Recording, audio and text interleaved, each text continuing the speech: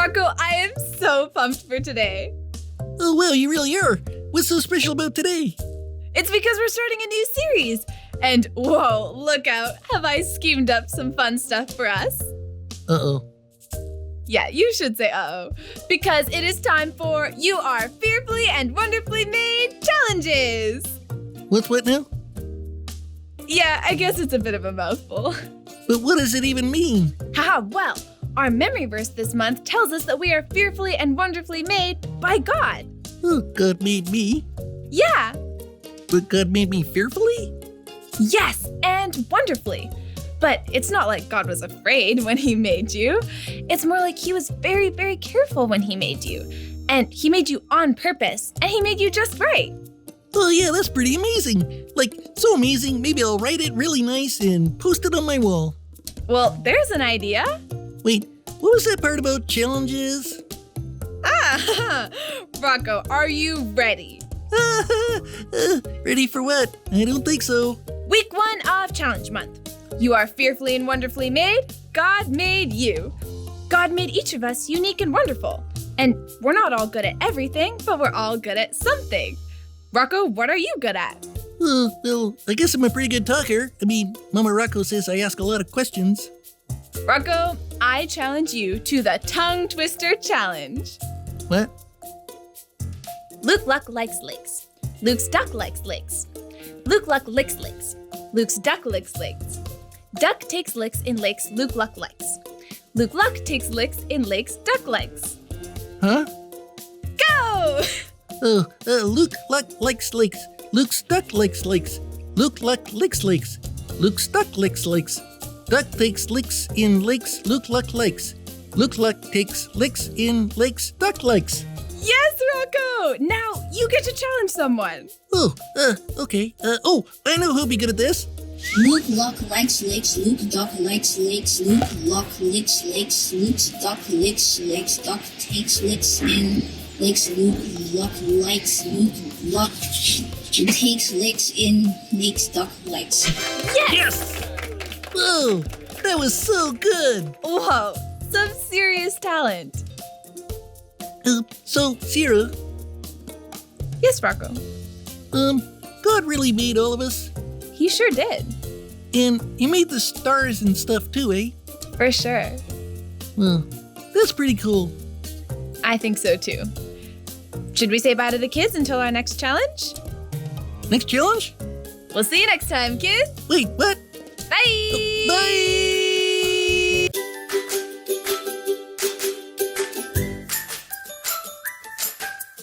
Hey kids, it is time for the memory verse. I'm so excited. Let's get our memory verse caps on. All right, we are set. This time, get ready to repeat after me. This is Psalm 139, verse 13 and 14.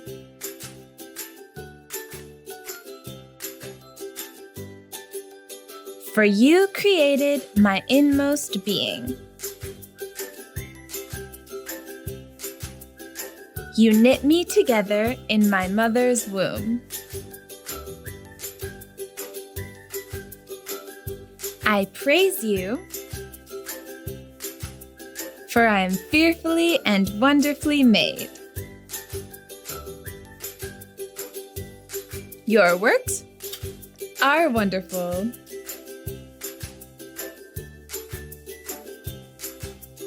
I know that full well. You guys, that was so good.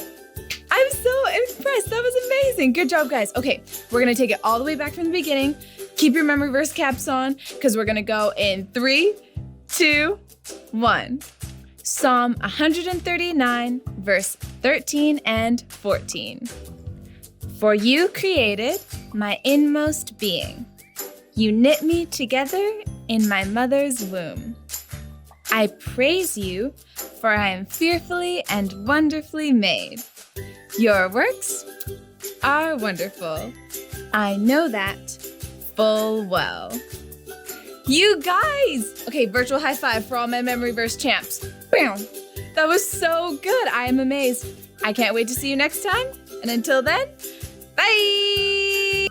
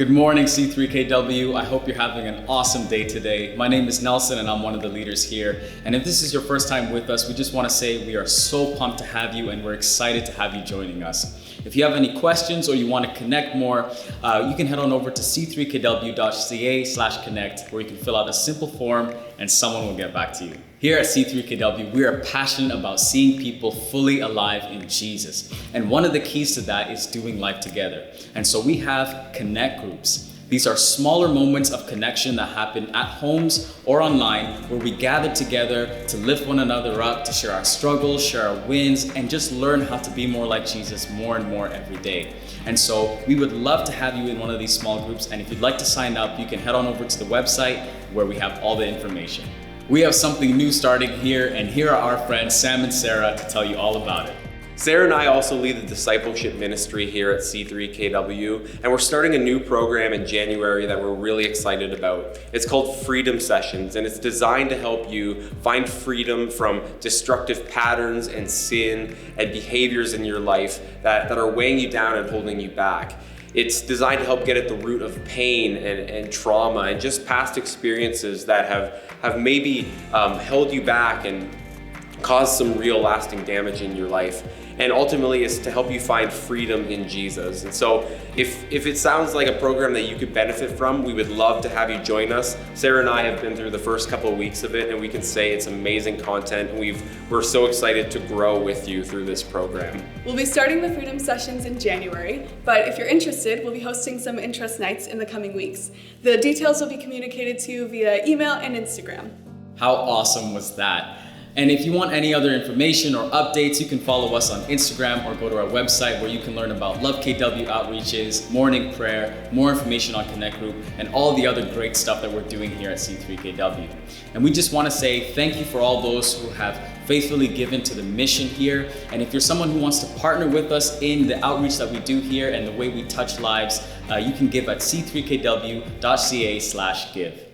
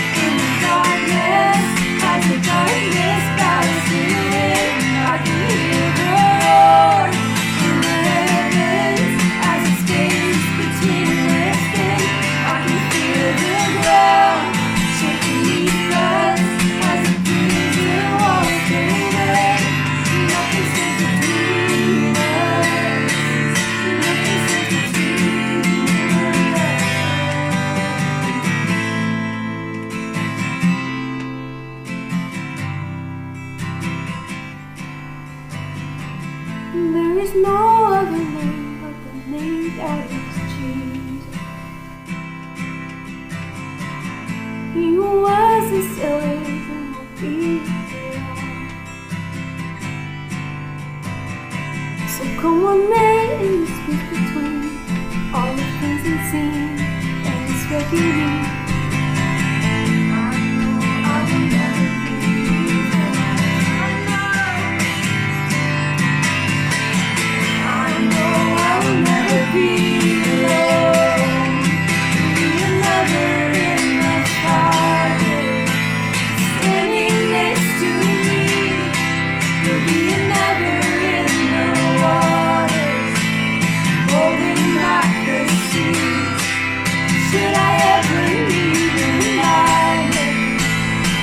You've been to me.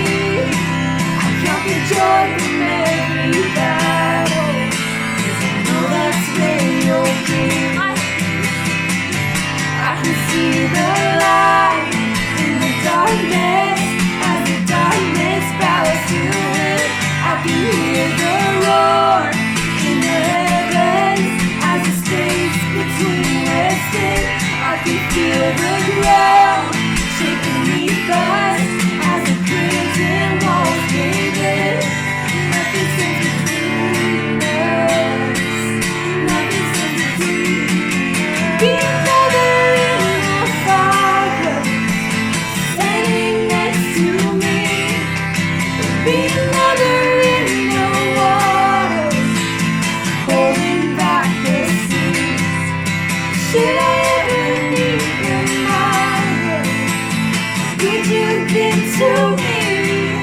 I feel the joy through every battle, 'cause I know that's where you'll be. I count the joy come every battle, 'cause I know that's where you'll be. I count the joy come every battle, 'cause I know that's where you'll be.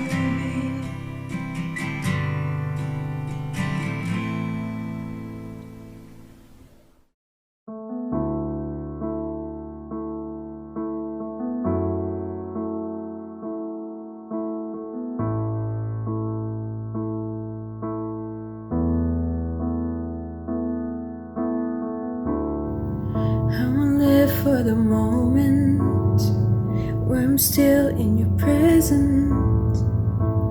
All the noise dies down. Lord, speak to me now. You have all my attention. I will linger and listen. I can't miss a thing. Lord, I know my heart wants more of you. My heart wants something new, so I surrender all. All I want is to live within your love, be undone by who you are. My desire is to know you deeper. Lord, I will open up again, throw my fears into the wind. I am desperate for a touch of heaven. Oh, oh, oh, oh,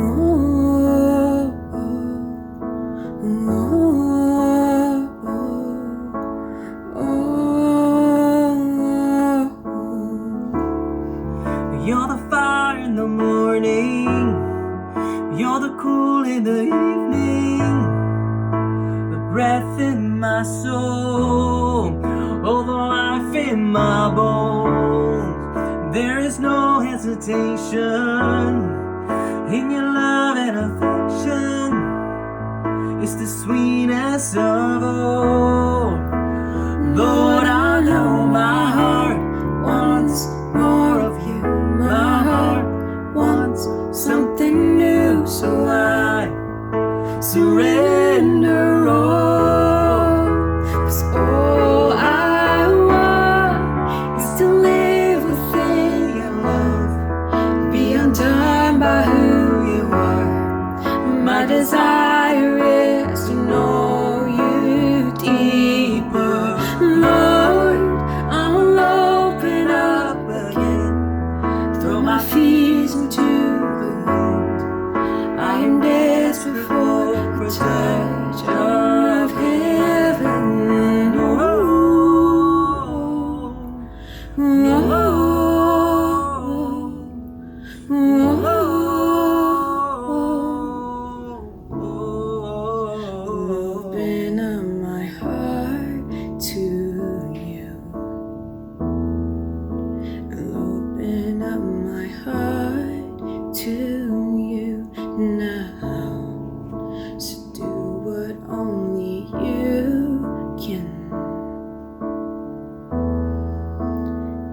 Jesus, have your way in me now. I open up my heart to you. I open up my heart to you now. So do what only you can. Jesus, have your way in me now. Come on. And open up my heart to you. I'll open up my heart to you now. So do what only you can. Jesus, have your way in me now. 'Cause all I want is to live within your love, be undone by who you are. My desire is to know you deeper, Lord. I'll open up again, throw my fears into the wind. I am desperate for a touch of heaven. Na na na na na na na na na na na na na na na na na na na na. Na na na na na na na na na na na na na na na.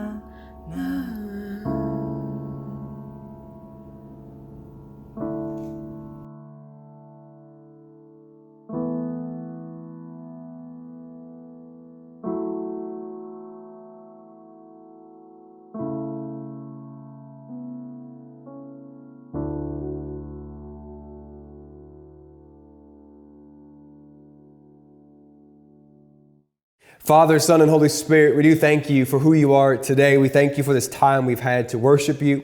I do pray that wherever we were, God, around our tables, in our living rooms, God, wherever we might be, that you would just be felt. Your presence would just be amongst us. We do pray for our church. God, we lift up those who are in need in our community, those who are suffering. God, those who are stressed out and overwhelmed. God, those of us who just need you to be comfort, to be provision, to be help for us right now. We just lay these people and these situations before you, God. And for those who are rejoicing in this season, we want to rejoice with them. Also, we thank you, God, that you are at work in all times, in all seasons. And God, as we turn our attention now to your word, I do pray that you would shape us, that you would form us, lead us, guide us in all these things. We ask that you would speak to us, Holy Spirit, today. Remind us of what is good in your word, how you're speaking to us and giving us life through our knowledge of you, Jesus. And I just pray as we turn our attention to the book of John, God, you just make so clear who you are and what you require of us. We do pray this all in your name. Amen. Amen. Well, hey, church, hope that you are doing well today from wherever and maybe whenever you're watching and tuning in. Welcome to C3KW Online. And hey, if this is your first time with us, we are so pumped that you are engaging with us. Well, whether you're seeking, searching, skeptical about faith in God, or happen just to be checking out this church, we are just so pumped to be engaging with you with what we believe is the best news ever, that we can be made fully alive in Jesus, set free from sin, forgiven of our guilt, and just made fully and truly alive in him, learning how to practice the way of Jesus every single day. It's why we exist. It's what we're digging into. It's what we want to explore. So we are going to do that today as we turn our attention to the book of John. We have been studying this book as a church over the last little while, and today we come to a new kind of section in the book of John that is sometimes called by certain scholars the festival cycle. It's this section, these next 6 chapters, where Jesus does a lot of stuff at festivals, Jewish festivals. And what we see over the next little while is that the tension, the conflict between Jesus and the religious leaders is starting to increase and grow as who he is and what he's been doing become all the more clear, if it hasn't been already, who Jesus actually is. And so we're going to begin that today as we jump into the story of a man that Jesus comes and heals. Now, before we get into the word, I do want to start today with this one reminder, this kind of fundamental principle of studying the Bible, and it is this. The Bible is not about you. I'm just going to put it out there. It's not about you. It is for you, but it's about Jesus. It's his revelation to us about who he is and how we live in line that. In fact, even this, the Bible wasn't even written to you, right? Like literally it was written to ancient peoples who actually existed, churches in times that were 2,000 years ago in existence.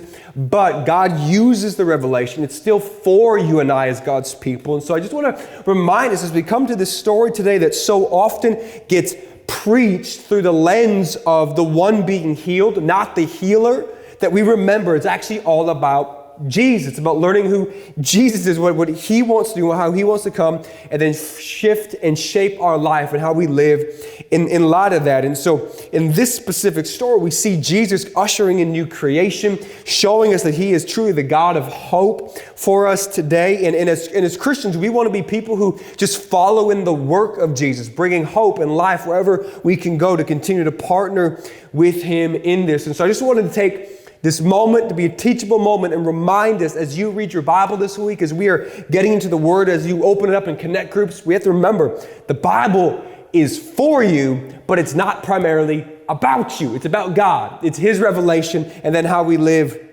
in light of what he is up to. And so with that said, let's jump in. John chapter 5, starting in verse 1, says this.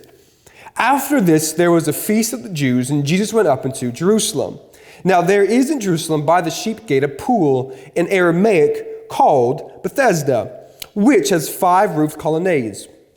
And in these lay a multitude of the sick, the blind, the lame, the paralyzed. And one man who was there had been sick for 38 years. 38 years. And when Jesus saw him lying there, he knew that he had already been there a long time. And he asked the man, "Do you want to be healed?" And the sick man answered Jesus and said, "Sir, I have no one to put me in the pool when the water stirred up. And while I'm going, another steps down before me." Now you might have noticed there's actually a gap between verse 3 and verse 5. It's because there's this verse 4 that got added later in by some scribes that talk about the soaring of angels and things like that. But there wasn't original to the text. The Bible is honest with some things that maybe weren't original. So here we go. Continuing on. Verse 8. So Jesus said to this man, "Get up, rise up, take your bed and walk." And at once the man was healed, and he took his bed and walked. Now, the day was the Sabbath. So the Jews, meaning the religious leaders, said to the man who had been healed, "It is the Sabbath, and it is not lawful for you to take up your bed." But he answered them and said, "The man who healed me said, 'Take up your bed and walk.'" And they asked him, "Who is this man who said to you, 'Take up your bed and walk'?" Now the man who had been healed did not know who it was, for Jesus had withdrawn, and there was a crowd in that place. Afterward, Jesus found the man in the temple and said to the man, "See, you are well. Now sin no more, that nothing worse may happen to you." The man went away and told the Jews that it was Jesus who had healed him. So we got Jesus, right? And John tells us he's now back in Jerusalem because of some unnamed festival, which really doesn't matter to the story. It's just the occasion, the setting for which Jesus happens to be in Jerusalem, right? But what actually matters is that this day that he's working on is called the Sabbath day. This is the day in the Jewish calendar and Jewish culture where everything shut down. Work stopped. It was dedicated to rest and to worship, to be with God, to be with family, to put ceasing to our work, to enjoy creation itself, to be kind of centered in on the worship and the holiness of God. In fact, in the 10 Commandments, God gave to the Israelite people, he said, that you should keep the Sabbath day by making it holy and separating it out and shutting essentially down work. Have a day off. Take a break and worship. That was God's command. Take a break and worship me. And what happened is over time, this initial commandment on stopping your work and giving people rest and allowing kind of your soul, your body and mind to rejuvenate in the worship of Jesus, in the worship of God, happened that people, religious sects and leaders and traditions began being developed that made this gift of God, a much more complex thing. There was rules upon rules upon rules how to define what work really meant, what effort really meant, what kind of minute detail distinguish between what work is acceptable and what work might not be acceptable. And it's because scholars point out that up to the time of Jesus, there was this growing theological movement that believed that the Messiah would come back because the proper observance of the Sabbath was reestablished. And so the Sabbath became a huge deal in the religious leaders' minds because it kind of meant the purification of the people, the restoration of the nation, that this Messiah was going to come and free them. All this stuff got attached to the proper observance of the Sabbath. And so what ultimately happened is these people, these religious leaders, probably with good intentions, but ultimately over time took the good news of the Sabbath, the good rule that God laid down, and made it this essential thing of faith, that if you don't follow the Sabbath the way that we want you to follow the Sabbath, not the way that God said, but the way our traditions tell you to do it, then you're kind of a less than, you're not really living the pure religious life, and you're causing great harm, and all this other stuff gets attached to this thing. And Jesus walks in and just goes against all the traditions and rules, which is amazing. But before we see that, what we have to understand is that Jesus doesn't destroy the Sabbath, right? Like I want you to hear this today, church.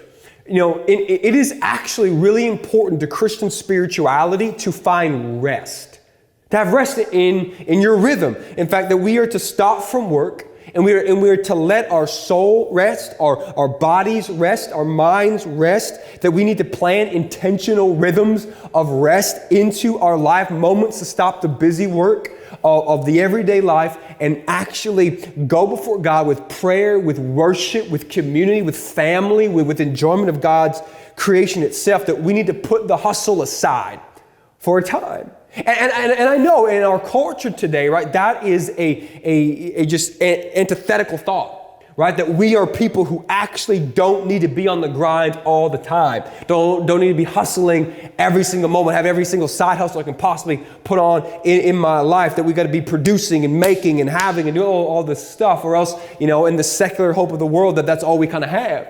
But God comes to his people and says, no, you need to take a break. You need to chill out, you need to slow down, you need to worship, refocus, reorient your life around the fact that, hear me today, we aren't God, he is.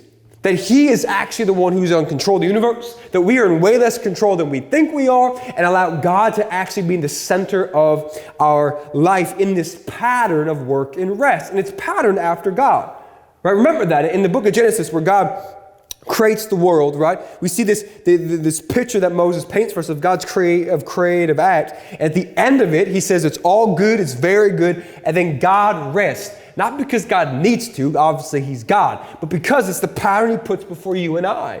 He's displaying, he's leading us in this pattern of rest, and he gives it to us, right, as a pattern for our good, to literally bring health to your soul.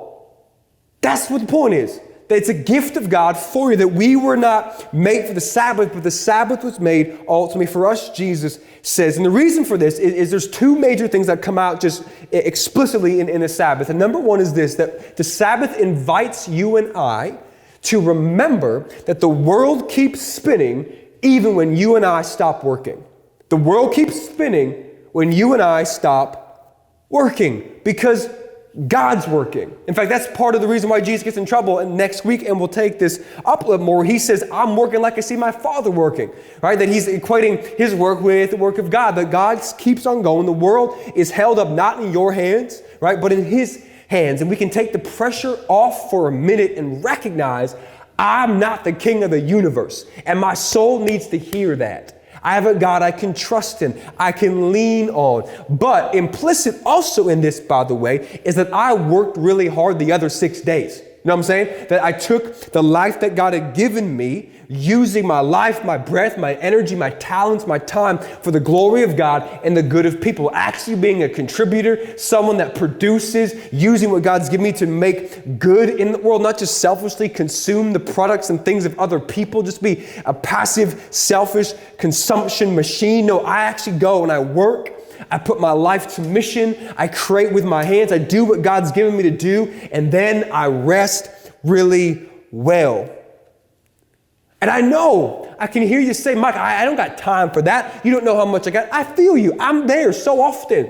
But we have to learn how to slow our pace, to eliminate the hurry, to be holy and take a nap. You know what I'm saying? Actually give ourselves that. Why? Why? Because the longevity of my life is sustained in the rhythm of my rest. The longevity of my life is sustained in the rhythm of my rest. And friends, the same is true of you. God invites you and I to rest. Just consider, where can you find those places today? Maybe it's Sundays, like it's been tradition in the church that you take Sunday as your Sabbath. Maybe you can't because of work, because of things, that you find another moment of Sabbath. The point is, put the principle and the rhythm of rest into your life. Now, Jesus, right? He's in Jerusalem on this festival at a Sabbath. And what we find in the story is that he finds himself at this pool called Bethesda, which is surrounded by a bunch of sick people. People who are blind, some are paralyzed, others, their bodies, their legs don't work, they're lame in these ways. And they're by this pool of water, which has actually been excavated in Jerusalem. So we know where it actually is, which is pretty cool. But it was supposed that it had healing properties. That's what they thought. It had a bunch of healing properties because every so often the water would bubble up, and they thought an angel came and stirred it. And so if you got in the water while it was bubbling, the first person in would actually get healed. And what's interesting is N.T. Wright, one of the New Testament scholars that I read in studying this, said that there was often this thought that the pagans or the non-Jewish people also had the same superstition of this pool, that there was some mysterious supernatural healing property to this place. And so both pagan and Jew alike would come and wait in a kind of false hope that something might find healing, that somebody might find healing at this pool, obviously from very different sources, right? From the pagan world, kind of creation itself, or some polytheistic deity, and from the Jewish world, God via maybe an angel or a messenger or something like that. Either way, bad theology. The point is, people were there, right, to get healed, to find a sense of restoration and hope. And at this quasi-pagan, semi-Jewish pool of what I want to call false hope, especially deferred hope, right? That is where we find Jesus, right? At this place that is surrounded by those society has written off, the marginalized, those who would even consider maybe even a burden, right, to the system and whatever. That's where Jesus shows up.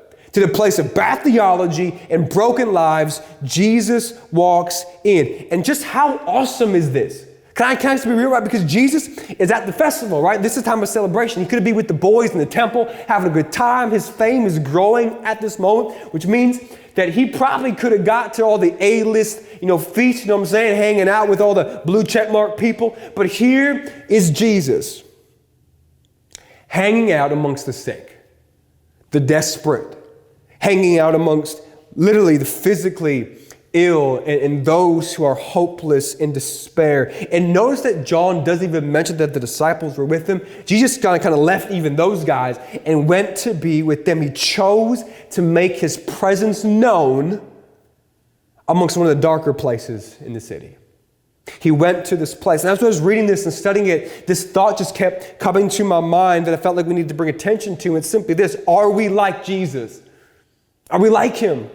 I know for some of us, we have the gift, the spiritual gift of mercy. So this comes like second nature to you, that you just love hanging out with people in situations like this. You can just hear the stories for hours and hours and hours. It's beautiful, and we love you, and we're so glad you're part of our church. Keep doing what you do. But maybe for others like myself, this has got to be more of a spiritual discipline, right? We have to be more intentional with our time and effort to be in these places. But either way, be it discipline, be it a gift, we are called as Christians, as little Christ, right, to be bearers of light in dark places, to go and be in these moments, to spend intentional time and manifest the presence of God through his body there. Hands and feet of Christ. And sometimes darkness looks like despair. Sometimes darkness looks like depression. Sometimes darkness looks like brokenness and lostness. And that is where we are called to find ourselves, to be light in the dark. And my question just is simple: are we actually willing to get to the place of discomfort, not the place of safety, and fame and luxury and have, like, no, are we willing to actually move from our place of comfort into the darkness to breathe light like our Jesus was, like our King is? And at this pool, Jesus, he finds this man, right, who's been there for 38 years, like 38 years. Think about that for a second. 38 years, like that's 8 years longer than I've been alive. So yes, it's not an eternity. Obviously, I'm not that old yet. Thank you very much, right? But it's a long time. And who knows why he can't get into the water, right? Every time it stirs, he can't get this. He's got no one. So maybe, his friends have left him. Maybe there's just no one that's around that cares enough for him. I don't know. Maybe everyone else is too selfish and they just want to get in first. So he's been sick for 38 years, but right, he's also been hopeless for 38 years. Right? That every time the water stirs, he can't get in. It's the same dashed hope every single time. Right? And I know that maybe, for us it's hard to picture what he might be like, but like when you are sick, right? Have you ever noticed how time just gets longer? You know what I'm saying? It's kind of stands still. So like when the man cold hits, you know what I'm saying? Husbands, wives, it's true, right? It hits us hard and we're out for a couple days, right? It feels like it's eternity. It's like, how much longer is the pain going to last? When is my nose just going to unplug? And I'm there and I totally get it. But this guy, right? 38 years of that. 38 years of staying in this place.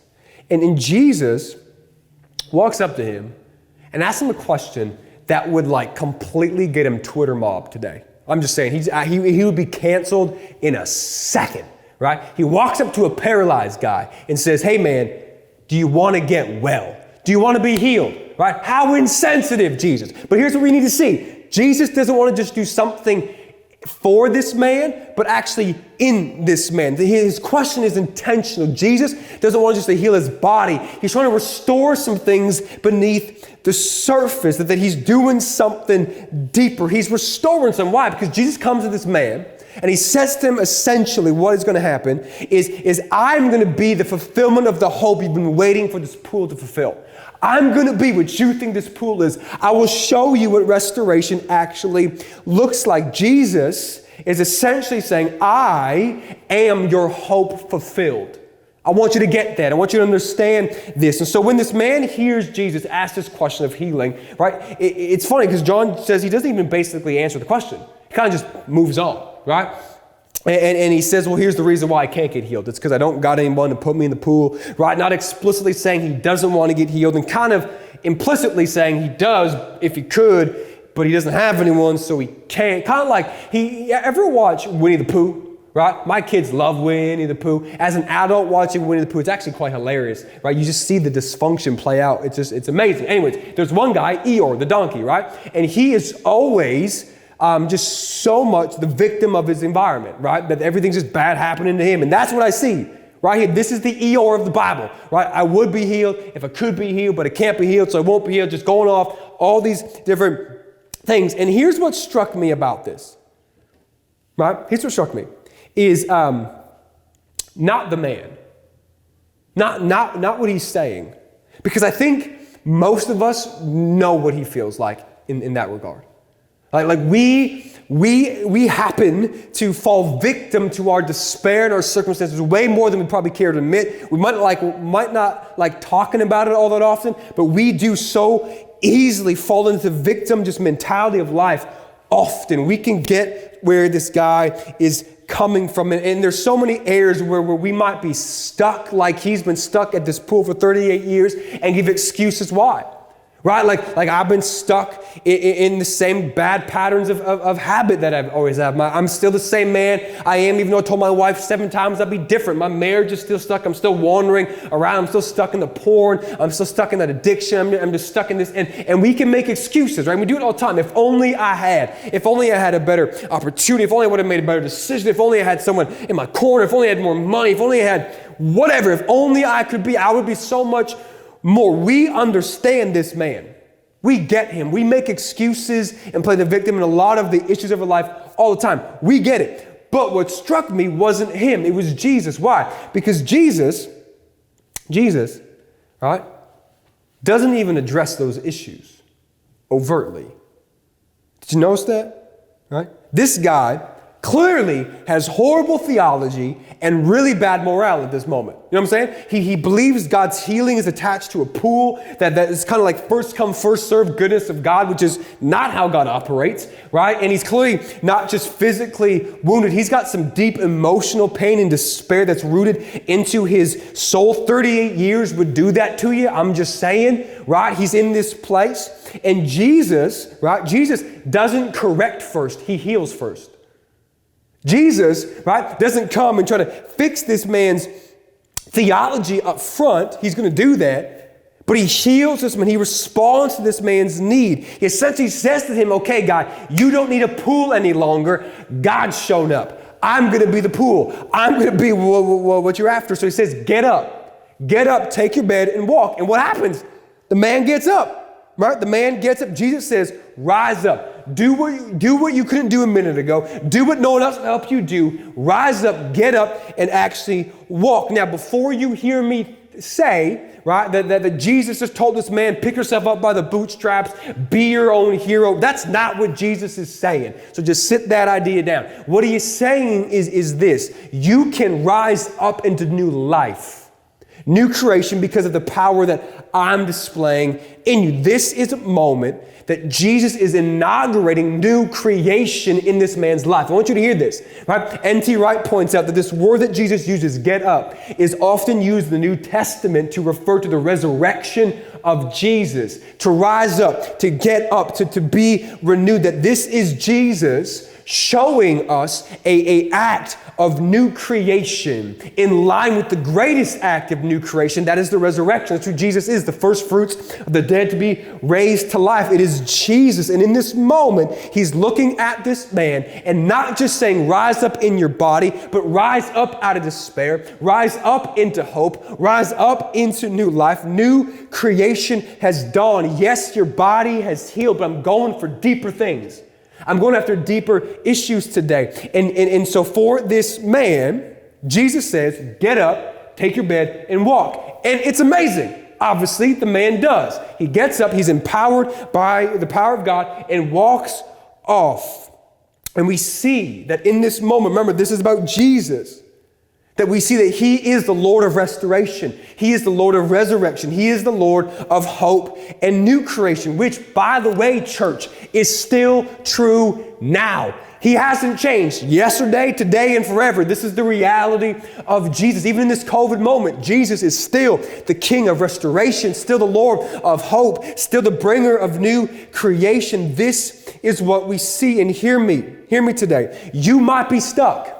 You might feel like this man, stuck in the same spot, paralyzed in the same way, stuck in the same sin or whatever it might be. And you might be running today to pools of false hope, places that you hope will bring healing and restoration and newness. And hear me today, if they are as fickle as this man's pool, you need a better place of hope. You need it, right? For us, our hope is not economic. Our hope is not in power. Our hope is not in politics. Our hope is not in substance. Our hope is not in pleasure or food. Our hope is not in relationships. Our hope is not in luxury and liberty. Our hope is not in comfort. Our hope is not in consumption. Our hope is in resurrection. That's who we are as people. This is our hope. The tomb is empty still, so my hope is full. You've heard me say before, church, and it's still true today. The tomb is empty. Our hope is full. And I don't know where you might be at today, but can I encourage you, church? Hope again. Hope again. He's good. You can do this. 38 years this man was stuck, and there's a new day. And that can be ours today. No matter where you might be today, hope is alive. When Jesus walks in, hope comes alive. Hope springs up. Hope rises because Jesus is present. So if you are here and you're listening and you're stuck in despair and you're stuck in sin and you're stuck in worry, you're stuck in discouragement, you're stuck whatever you might be, hear me today. There is hope, and his name is Jesus. This is our hope.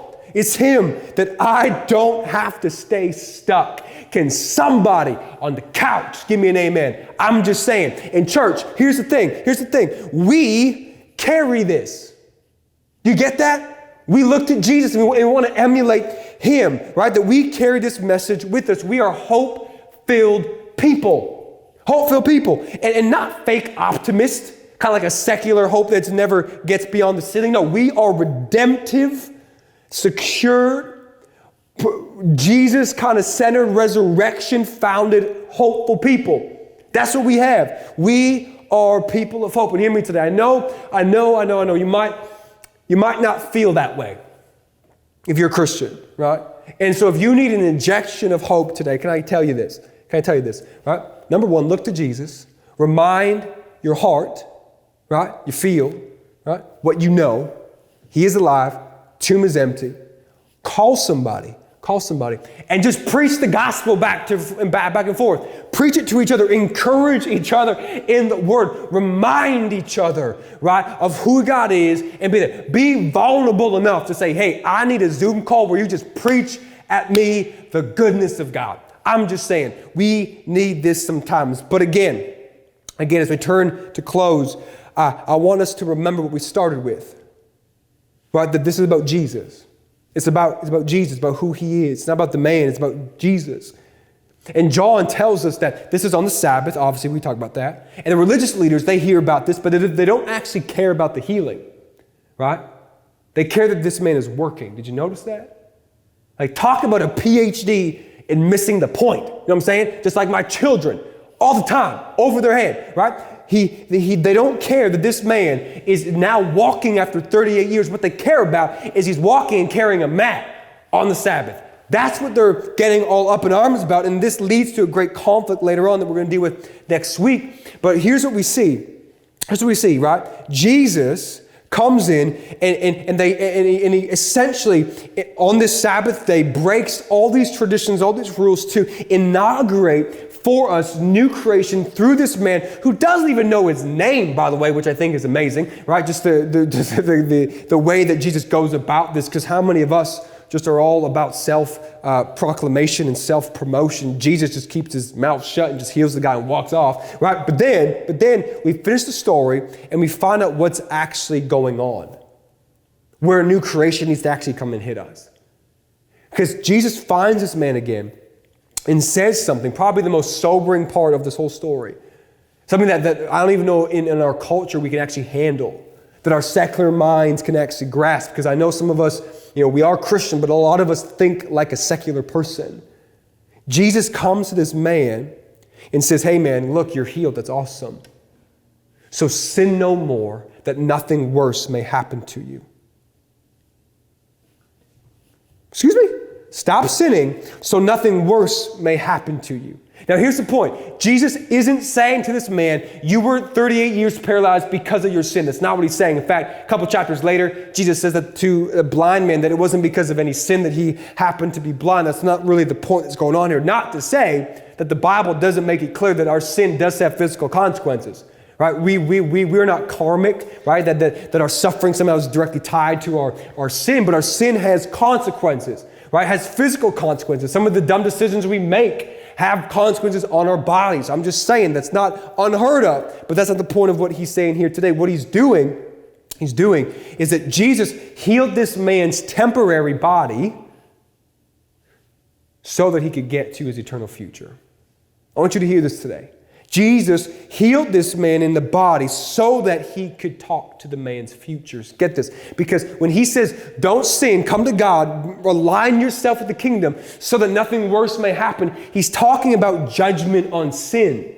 That's what he's talking about. The judgment that's coming. John has brought up many times already in our study, the perishing, the wrath of God, the judgment of God on sin. So he's saying to this man, don't just get caught up in the physical alleviation of pain when there's a deeper issue. There's a more central, fundamental thing going on. And I know in our comfort-loving, pain-free, seeking, secular world, this is going to be a hard lesson to hear, that life is more than living a suffering-less existence. Life is more than the stuff and the consumption, the pleasure. Life begins in the Spirit.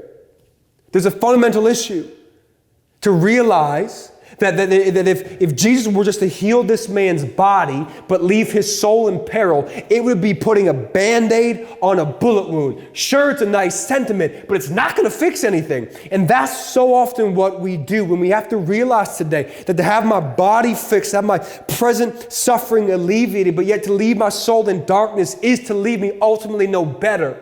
That doesn't mean we don't actually seek the healing of the body. Jesus did that. The church is always two-pronged, physical and material well-being and spiritual proclamation. We always do both. And hear me say, we pray for healing all the time. I pray for healing every time I get a man cold. I'm just saying, I want that thing gone. The point is, I can suffer in the body if I know my soul's been made whole.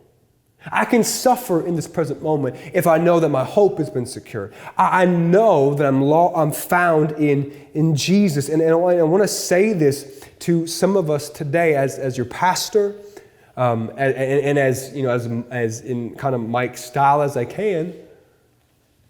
Some of you can't handle present suffering because you've forgotten your eternal hope. You can't handle the present moment. Not all of us, some of us, because we've let our minds and our souls wander from the true depth that we have in Jesus. That we have Him. That Paul says in Christ, the present momentary sufferings are light compared to the glory that awaits us. We have this weight of glory. And so we, friends, need to come back and remember what the central part of our life is. The gospel. Jesus. Which is so displayed in the story, right? Because the reality is, before Christ, outside of Jesus, you and I, we are sick in sin like this man.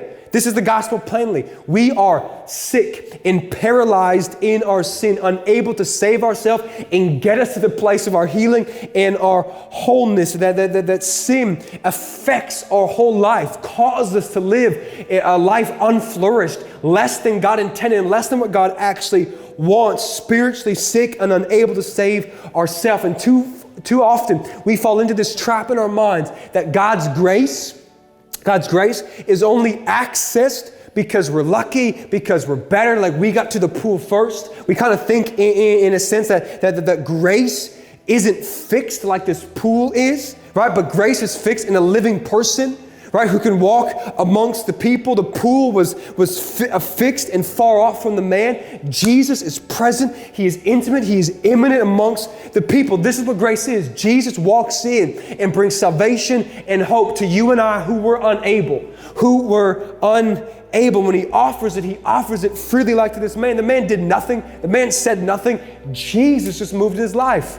This is the good news of God, that healing is possible, that forgiveness is real, that your guilt can be taken, your shame can be covered, the sins can be gone in Christ, that we can have new creation poured into us through Jesus. Because remember, church, I need to remind you, you didn't heal yourself. You didn't fix yourself. You didn't save yourself. You didn't restore yourself. It was Jesus who set you free. It is Jesus who made the way. It is Jesus who paid the penalty. It is Jesus who healed us. It is Jesus who restored us. It is Jesus who forever sustains us. It is Jesus. And today, some of us find Jesus saying the very same thing to us as He said to this man. Stop your sinning so nothing worse may happen. Come out of sin, align with the kingdom, align with God, and find life in Jesus. Come out of your sin today. Come out of it. It's not worth it. It's chaos. It's destruction. Come to Jesus. And in church, as I end, I want to say this. Some of us listening right now, right? Some of us need to remember that the present suffering pales in comparison to the future weight of glory. Can I just remind us of this again? Right? Yes, it is hard. Yes, it hurts. Yes, it's inconvenient and uncomfortable and it's painful, and I don't understand all the reasons why I may suffer in this life, but I know the weight of glory that awaits us. I can remain hope-filled because the tomb was emptied. Some of us need to be reminded, of the state from which we came. How we were like this man, paralyzed in our sin, unable to save ourselves and remember where we came from, because what that does is, how do we then go and judge those still bound in sin, still in that place, right? When we didn't save ourselves, who are we to be that kind of hypocrites, right? That forget from how far God's brought us so we can go back and judge the people still in the state that we were in before. Church, the hypocrisy of the church exists when we forget how good grace is. But then also, how can we not be people of hope? Because of how good the news is, right? That He has done this for us. He brought new creation into our hearts and life. Someone needs to remember that Jesus is your hope and that Jesus is your healing. And lastly today, some of us, I believe even right now, are like this man who first met Jesus. And when Jesus asked him, hey man, do you want to be healed? Do you want to be free from this? Do you want to be restored? You probably don't even know how to answer. Because if you're going to be honest, your despair and your dysfunction, your sin has been all you ever known. You don't know normal outside of this. But today, hear me. If you reach out to Jesus, if you call out and believe upon Him, healing, hope, and restoration comes to you today. To you today. It's in Jesus. And it's not because we're good. It's not because we are strong. It's not because we're secure and have everything together. It's because Jesus is all those things for us. God loves you. God loves you. Not because you're awesome. Let's be honest. We're not all that great. But because He is. In spite of us, there is hope and there is grace in Him. And if this sounds like you today, I want you to know right now, you can call out to Jesus. If this is you, I want to give you an opportunity that you would reach out in the live chat, maybe reach out on Instagram, on Facebook, send us an email. We would love to connect with you and help you walk the steps of faith. If you're ready to make this confession and put your faith in Jesus, we want to help you do that, get you connected, get you resourced, because we do believe this is the best news possible, and God wants to see you fully alive today. Church, we are people of hope, of new creation, of restoration. And today, let Jesus remind you He is the Lord of hope. And because His tomb is empty, our hope is full. Amen. Thank you so much for joining us this week. We would appreciate your support by following us on Instagram, subscribing to our YouTube channel, and sharing this message with your friends and family. Thank you so much again, and we look forward to seeing you next week.